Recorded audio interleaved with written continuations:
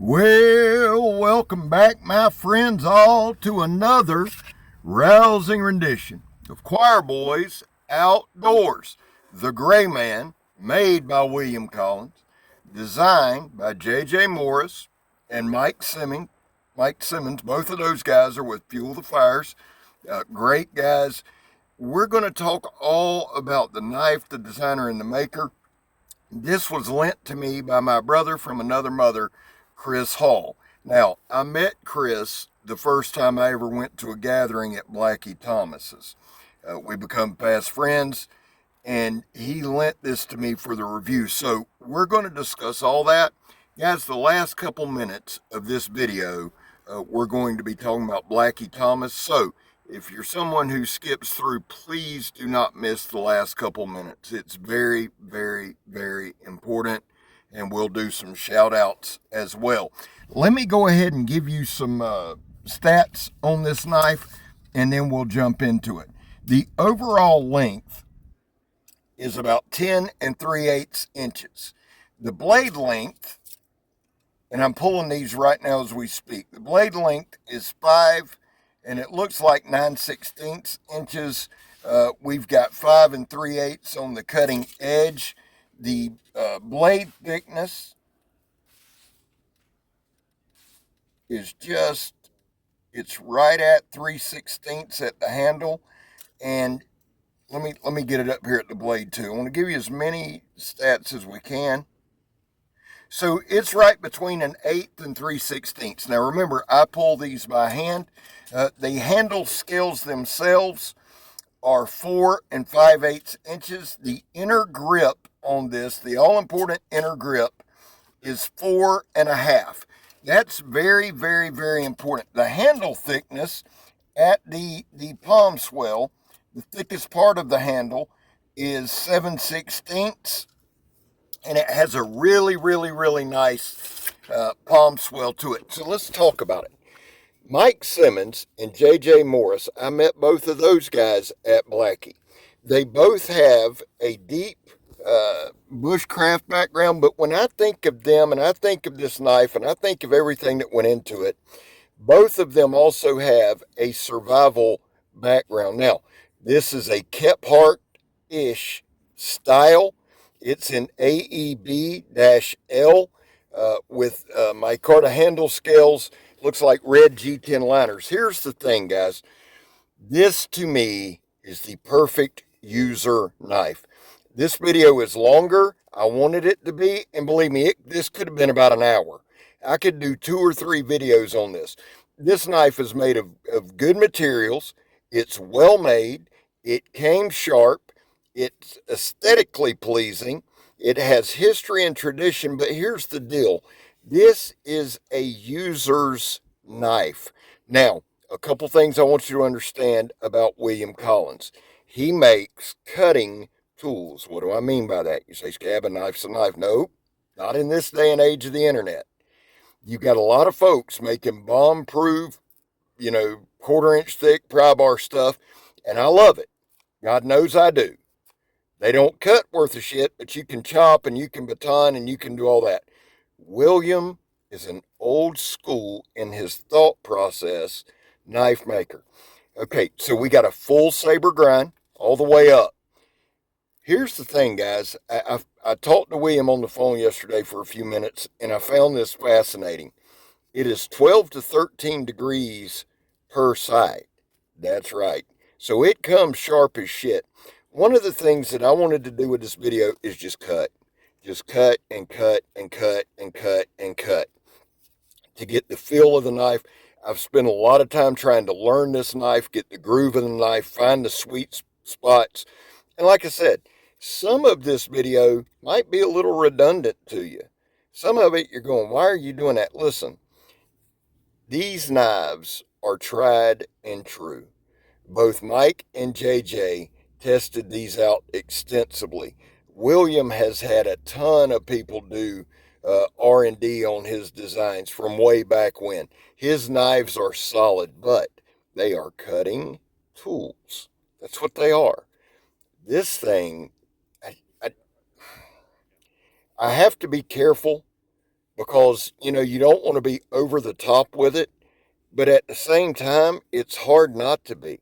Now, right there, I'm doing the JC Owens tip test, or just doing a little divot hole right there. I wanted to use this knife in every way possible for actual cutting that I could. So we did some slicing. We did some tip testing a little bit. The thing is, guys, this knife does a lot of things very, very well. Could you survive with? Absolutely. I said it was KEPHART-ISH. It's got a little more of a point to it, but I absolutely adore that. Could you survive with it? Yeah. And let me say this too. I've got a lot of knives that are made of great materials. They're aesthetically pleasing. This one does have a 90-degree spine. They come sharp. They feel okay in hand, feel good in hand. But here's the deal. They're tough to use. Now, skill set trumps anything. I believe that from day one. I'll believe that till I'm dead, right? The right skill set, someone with a good skill set can use any knife. But if you take that and you still apply that across the board, I've got knives I love. I love looking at them. Hate using them. Hate using them. They feel good in hand. But it takes every bit of skill set to use that knife. This knife is the exact opposite. You don't have to put out a ton of energy to use it to get max results. The handle is made, and it's my Carta handle, and it's got two of your bow drill divots in the handle. But here's the thing with the handle. The palm swell is in the right place for me. I can grip this knife, but I don't have to squeeze this knife. I don't have to flex every time I'm holding the knife. What does that do? That allows me to hold on to the knife without wearing myself out, without fatiguing myself. Now, this again, and you're going to hear this statement over and over and over. This is a cutter's dream, a slicer's dream. William makes these because you use a knife to cut things. Now, before anybody gets smart ass with that, we live in a day and age where if you can't drive it through a cinder block or cut a chain in half with it, it's no good, right? And I'll be the first to throw up my hand and say, hey, I'm as guilty as anybody as doing dumb shit with a knife. I'd be the first one to tell you. First one to tell you. That's not what this knife is for. Would it hold up? It'll hold up to a ton. It'll hold up to whatever you need it to. I have every belief in that. I really do. But if you treat this knife like a knife, like a cutting tool, it'll last you a lifetime. It'll never let you down. It's that good. You say, Scab, that's a sales pitch. No, it's not. I'll tell you why it's not. I'm going to put a link in the description to this particular knife on William's website. Now, he does a pre-order thing, and it's open till December 2nd. But let me just say this, guys. William stays slammed. He don't need the work, okay? He really don't. He's one of the unique makers that I enjoy doing because there's no pressure. It's never, well, Scab, I've got a bunch of these I got to get rid of, or Scab. No, it's never any of that. And I don't mind doing any of that. It's not a burden. I don't mind doing that. I love knives. I love helping people. William's more like, hey, Bubba, you don't have to do a video on it. I've got a bunch of them sold. No, William, I enjoy doing it, buddy. And I'm going to do a little batoning for you too. But that's why I like doing these knives for William. I also like doing the knives for William because we're friends, right? I've gotten to know him. I've gotten to know Mike, and I'm getting to know JJ every time we go to Blackie's gathering more and more and more. The thought process behind this knife, I said earlier with JJ and Mike, I felt like it was more survival. Not in the YouTube terms, not in the terms of, oh my God, you know, you're going to be driving up a mountain in your underwear, go off the side, and all you've got is your knife and your underwear. Now, people have asked why you would do that. I don't know, meth maybe, I'm not sure.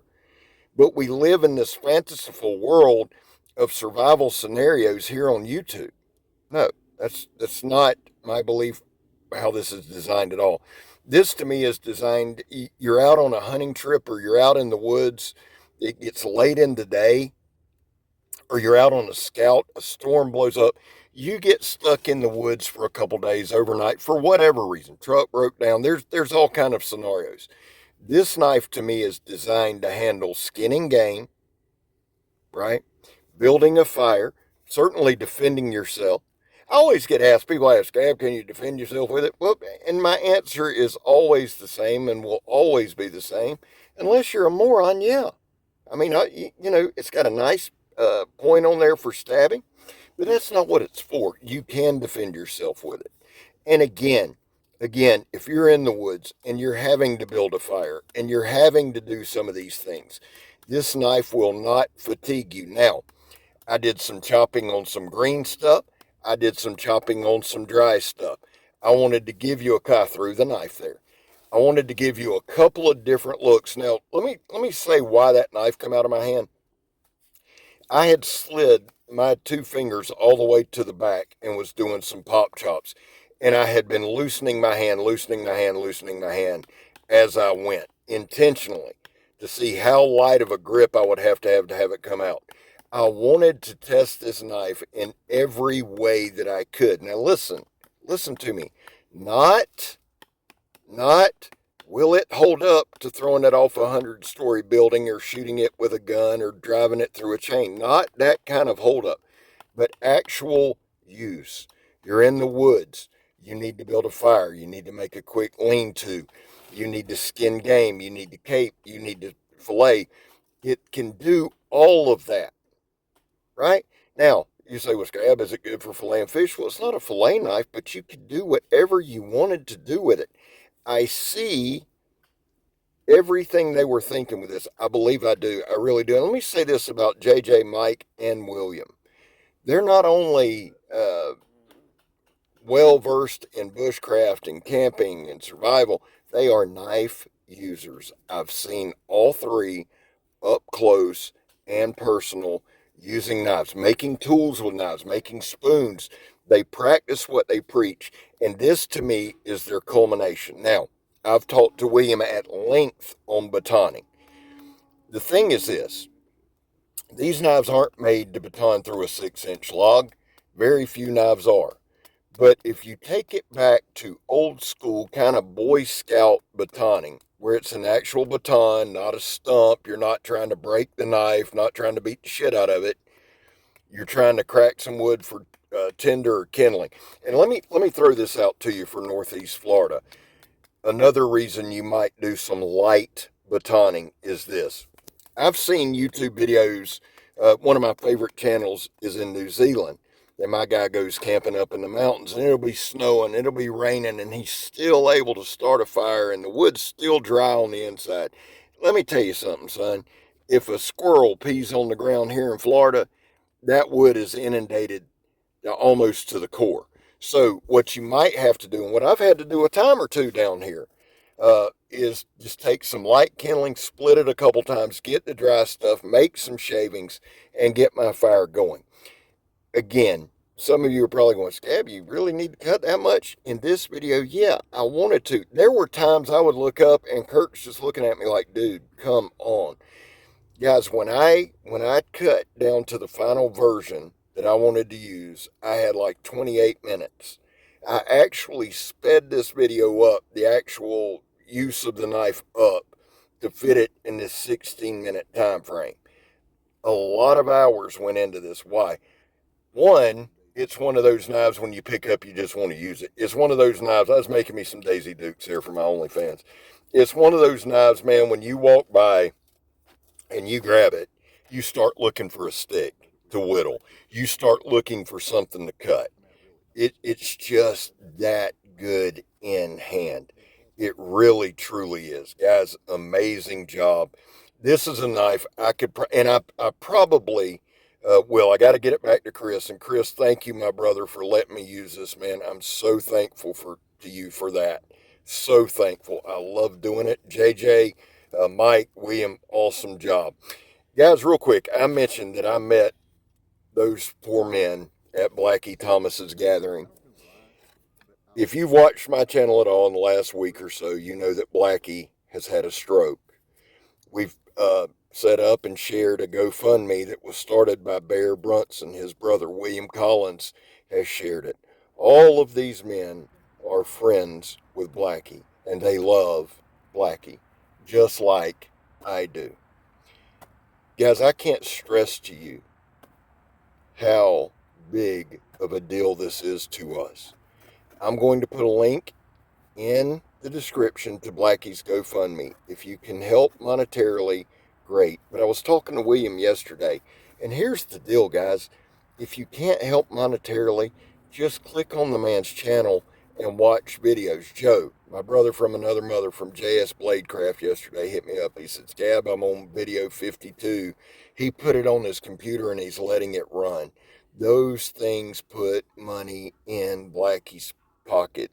Help us with that. He's helped so many people, guys. If you can give to the GoFundMe, great. If you can't, watch his channel. Like, comment, subscribe. I'm going to say it until Blackie calls me and says, Scab, no more. We're good. Until he does that, I'm going to bring it up. Subscribe to his channel. Let's get him over 100,000 subscribers, man. That would be awesome. It would be awesome. Shout out to Joe X, the last person in this world that I thought would do a raffle. Joe X, my Austrian brother, is doing a raffle. I'm going to link a link in the description to his channel. Please like and share and subscribe Joe's auction. Every dime helps. Guys, I love you. Blackie, I love you. I'm Scab. You're not. This is the Gray Man.